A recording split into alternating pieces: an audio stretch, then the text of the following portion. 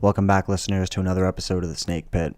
I'm your host, Son of Bat, and tonight I'm going to be talking about another comic book, another slasher comic book, actually, but instead of Friday the 13th, we're going to be covering one of my favorite franchises in the OG slasher genre, and that is the Texas Chainsaw Massacre. This was released by Avatar Press under the New Line Cinema House of Horror brand. Released in 2005, so a short time after the Michael Bay remake and shortly before the 2006 prequel, The Beginning. This comic in and of itself is a prequel. It takes place, I believe, a year before the events of the first movie. But it's interesting because in the last video for the Friday the 13th Abuser and the Abused, I mentioned that this, and to a degree I kind of said that Jason versus Jason X were all part of this brand created by Wildstorm in the mid-2000s. I was wrong. Jason vs. Jason X is part of the Avatar brand along with the Chainsaw Massacre comic I'm covering today. So I just wanted to, clarify that and correct the mistake I made. But it's really weird because when I was a kid, these horror comics, there was a bunch of them coming out. You had Texas Chainsaw Massacre, Friday the 13th, Jason vs. Jason X, Evil Dead, Nightmare on Elm Street. To me, I thought they were all released under the same, banner. I thought the same company was putting all of these out. They all had similar looking artwork. They all were, slasher icons. So I thought that the same company was putting these all out. Turns out there was a few companies putting these all out at the same time. So, you learn something new every day. So this comic was pretty cool. I'm going to get into it a little bit later, but I'm going to cover basically what the New Line Cinema House of Horror is, also known as the New Line House of Horror. And basically, it's a shared universe that encompasses Texas Chainsaw Massacre and The Beginning, Friday the 13th, and Nightmare on Elm Street, and to a lesser extent, Rob Zombie's Halloween and Halloween 2. I say to a lesser extent because New Line Cinema didn't actually distribute the two Rob Zombie Halloween movies, but it was, I believe, Dimension. The only reason why they get tied into here, well, the only reason I could find is because they both came out at the same time as the previous three movies I mentioned. And also, I believe the action figure for Michael Myers, the Halloween 2 variant, was under the same licensing banner as the company releasing the toys in the comic book. So it is connected, but loosely connected, if that makes any sense. More weirdness about New Line Cinema and their House of Horror, or their Cinema of Fear with the toy lines and stuff. There's actually a comic book called New Line Cinema's Tales of Horror, which I believe is an anthology containing one story for Nightmare on Elm Street, one for Friday the 13th, and one for the Texas Chainsaw Massacre. So a lot of confusion can be found with these.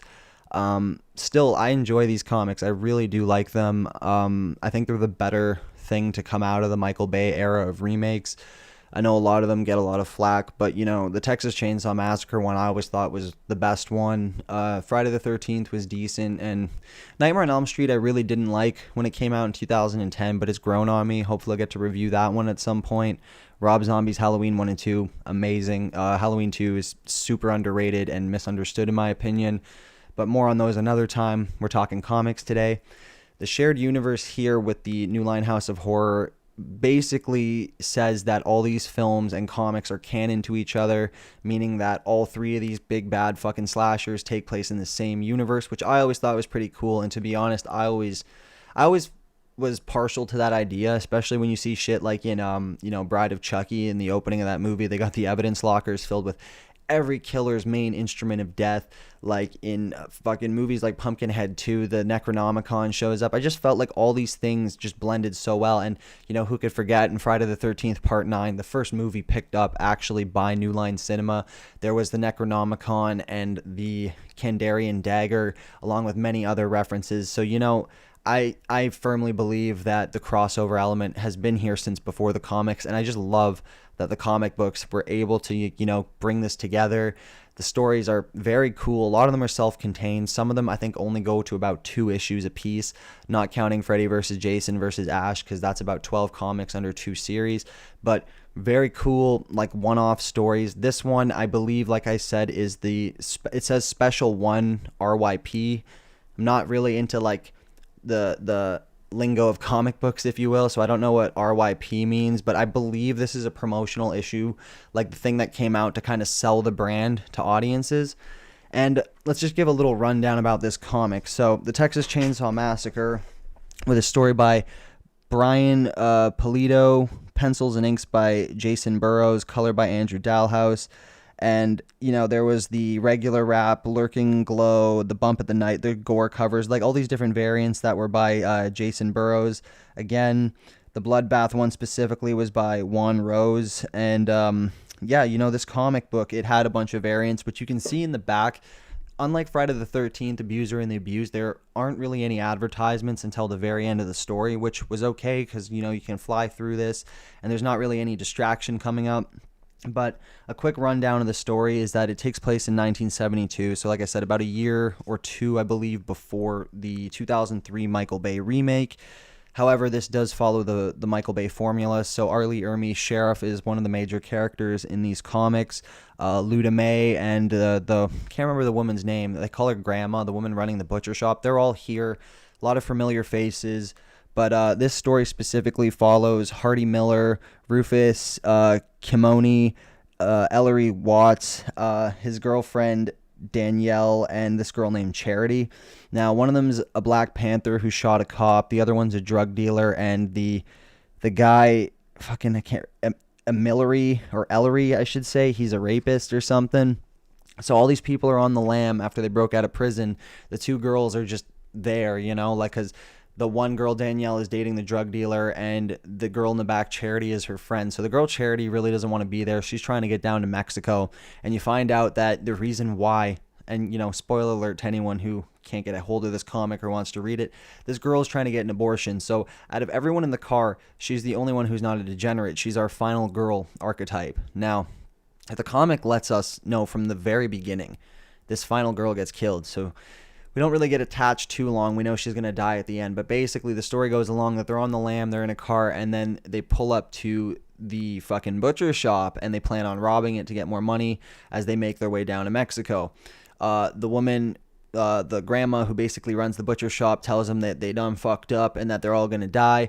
They bicker over whether or not they should kill her, and then they end up putting her in the display case with the meat before fucking off. But the problem is their car has shut down, Charity is missing, the convicted rapist is missing, and so the Black Panther goes back in, and he's like, where the fuck's my friends? What'd you do to the car? And he gets cleavered up by Luda May and the grandma. His head gets completely chopped off. Brutal shit. The rapist actually almost forces himself on Charity before our boy Leatherface comes in and gives him the old chest penetration with the chainsaw. Brutal shit. The artwork in these comics, I'm just gonna say, they've grown on me. There's a lot of these comics I personally don't like the artwork. It's very bland and basic. It's just that I really love these movies and I love the stories they're telling. I can kind of get past it, but the art in this one isn't that great. It's not like Friday the 13th, Abuser and the Abused. Oh, shit, sorry. It's not like that at all. It doesn't have that 70s pulp look to it, which kind of sucks. It's got a very bland brown and pale color palette, which makes sense because it's in Texas. But I feel like that old grain would have made it look so much cooler. But anyway, what happens is the drug dealer ends up getting his hand nailed to a table, and his girlfriend's forced to watch as fucking Sheriff Hoyt pours out a box of Ajax, and he's like, well, come on, hippie, you're gonna fucking do what you give to your customers. Hit this, snort it. And he ends up snorting the Abraxo until he fucking just dies, like just frothing and foaming blood all over the table. Leatherface takes the girlfriend, she disappears. And then you find out, like I said, throughout the whole story that Charity, she's pregnant, and the really tweaked out skinny chick in the fucking trailer and Luda May, they basically figure this out, and she's like, I want the baby for myself, we're gonna keep you. And when I got to this point, I honestly thought they were gonna pull like a direct continuation, a direct prequel to the beginning of the first movie. I thought this was the hitchhiker who shoots herself in the beginning of the 2003 movie, because there was a baby when they finally get to the trailer at the end of the movie, presumably hers. There was like all this like stuff indicating that shit had happened to her before, the main group got there. So I thought, in the back of my mind that this was a direct, prequel to that. Completely forgetting this is happening about a year before, and sure enough, it isn't a prequel in that sense, because the girl, she loses the baby in a miscarriage after getting like tortured by the family. She ends up escaping and getting on a log that takes her downstream, and she prays to God that if she gets through this, she'll reform her ways and not be a party girl and go back to beauty school and this, that, the third, everything. Leatherface jumps out of the water and buzzes her. Basically, I had to go back to the beginning of the comic because there was a continuity error that kind of fucked with me because I'm pretty baked reading this thing. I thought he killed her at the waterfall, which didn't make any sense because he kills her in the beginning of the comic in the basement, but then I looked back at the panel in the beginning and only her ear was buzzed and she was scratched up. So I guess he didn't kill her. He dragged her back and then killed her. But yeah, it ends with Hoyt and Grandma sitting on the porch, and he's like, well, that really tired me out. What's for breakfast? And she's like, well, what do you think? And that's another thing about the comics I always really enjoyed, specifically with the Chainsaw Massacre ones, is they full on go into the cannibalism route. Now, in the movies, even going way back to the original one, it's never directly said that they are cannibals. It's just heavily implied. And here they full on show the prep of the meat, which was pretty insane. Again, these comics, they just go to places that the movies never would go to. I don't think that if this was a movie, I think that the pregnant chick would have gotten away. I don't think the studios would have had the balls to kill a pregnant chick, main character, final girl, archetype, whatever you want to call it. I don't think they would have done it. These comics, man, you can get away with so much. They don't give a shit. So, you don't really get attached to anyone. You kind of just suspect anyone and everyone is up for the slaughter in these. It was a quick 10-minute read, maybe even a little bit less because there was no ads in between to distract me in my ADHD brain. But it was a fast run through. It wasn't bad. Again, the artwork wasn't the greatest, but the story kept me going the whole way through. It kind of kept me guessing for a little bit. It held my interest, and at the end of the day, it made me want to read more of these. The only advertisements that showed up were at the very back. There was more promotions for Avatar's other releases. Unfortunately, unlike the Friday the 13th comic, there was no previews to any upcoming series. There was no preview to A Nightmare on Elm Street or Friday the 13th, but there was all these pictures of the different covers of their comics on their label and all the different variant covers.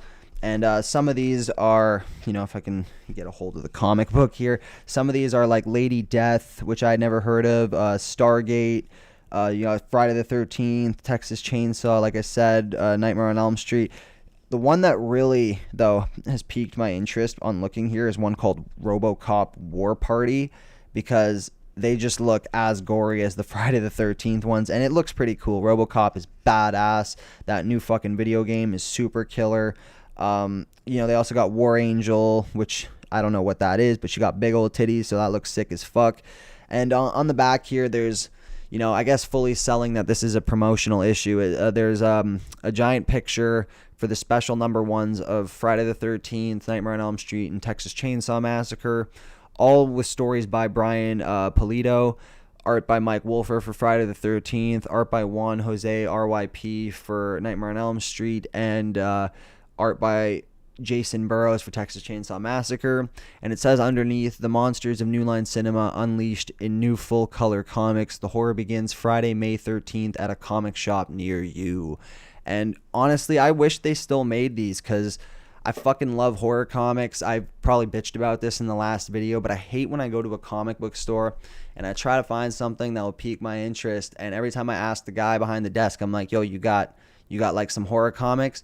They show me the lamest shit, no disrespect. I'm not trying to read horror issues of Marvel and shit. I'm trying to read and to be fair, the only ones I do come across are Alien and Predator or Alien versus Predator, but I'm trying to read more shit like Friday the 13th, Texas Chainsaw Massacre, hell, even The Crow. If they put that back in circulation, that would be sick.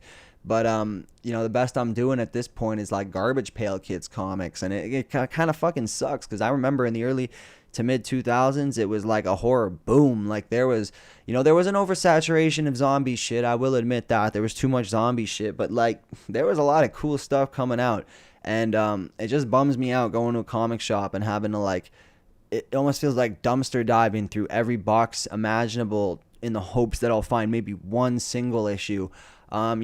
Maybe that's a lesson. I should have thought about it more in advance and bought these comics when they were $2 a piece. Because when you do find them, they're at expos and shit for $50 or more, depending on the condition and all that.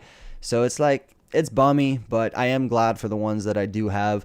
Only problem is once you read one of these, they're like Lay's. You can't stop, man. Once you pop, you can't stop. You want to read more of these. And having said that, I might read the fucking graphic novels by Wildstorm, because I believe out of all of these slashers and shit, the one I have the most of is the Texas Chainsaw Massacre. Yeah, I'm just rambling here, but great comic book, great stories. If you love slasher movies, like the classics, you're gonna love these comics. They're just like, they're sequels. Just look at them like sequels and prequels we never got.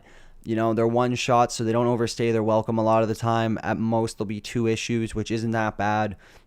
Yeah, this was the Avatar release of the Texas Chainsaw Massacre under, again, the New Line Cinema House of Horror line. If you can find it, I definitely recommend you pick it up. If I were to rate this on a scale from 1 to 10, artwork is a huge thing with this, so it's going to be knocked down a few points. I think I'm going to give this one a 6. It was a great story. I love the story. It's just the artwork was kind of bland. And especially if I remember correctly, some of the other Texas Chainsaw comics, like the ones more centered on the beginning, had a really grimy, cool art to them. There's this one really cool one about Sheriff Hoyt and his experiences in the Korean War, which, if I remember, the art in that was really good too. So yeah, 6, you know, on this. Not overly great, but still, you know, better than a lot of shit. Better than the Chainsaw Massacre movie that came out on Netflix. I'll tell you that right now. Recommend it to horror fans, comic book fans. If you can find it, check it out. If you can even read them online, that'd be cool too. But yeah, if you like this video, don't forget to comment, like, subscribe. Get more comic book videos out for you guys, more horror movie videos. Hope you enjoy. I'm gonna go burn one now and read some